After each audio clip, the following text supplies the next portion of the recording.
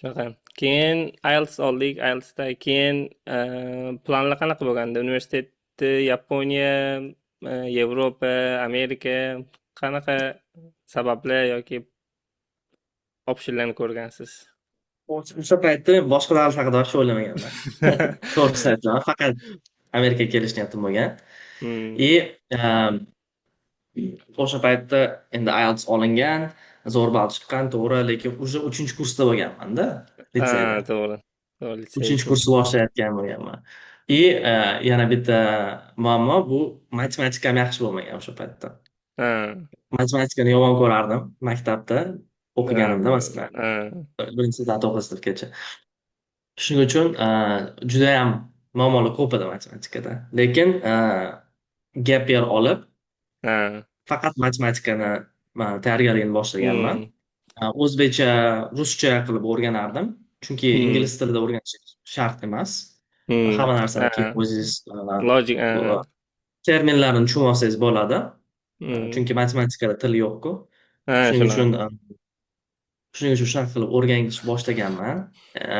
Keyin ingliz tiliga ham endi IELTS yaxshi bo'lgani bilan u paytda SATdan 650 dan o'tganlar почти yo'q edida. Ha, 650, 660 maksimum edi, ha, 800 dan ha. SATda. Shuning uchun juda ham qattiq tayyorlanganman. Oshnam bilan tayyorlanganman, Sardor bilan ko'proq. Ha.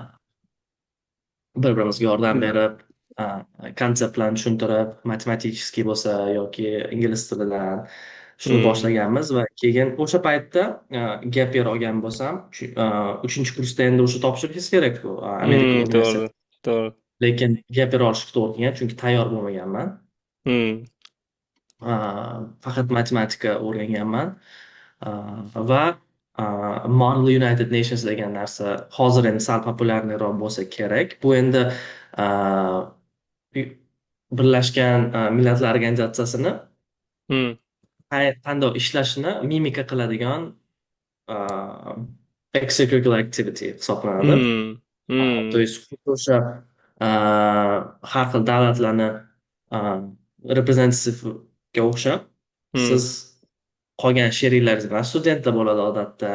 Shular Ha. bilan birga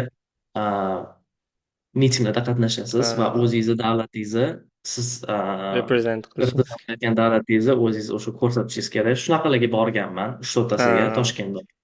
Ha, zo'r. Shunaqa podgotovka bo'lgan Hmm. Hmm. SAT tugaguncha. Ha.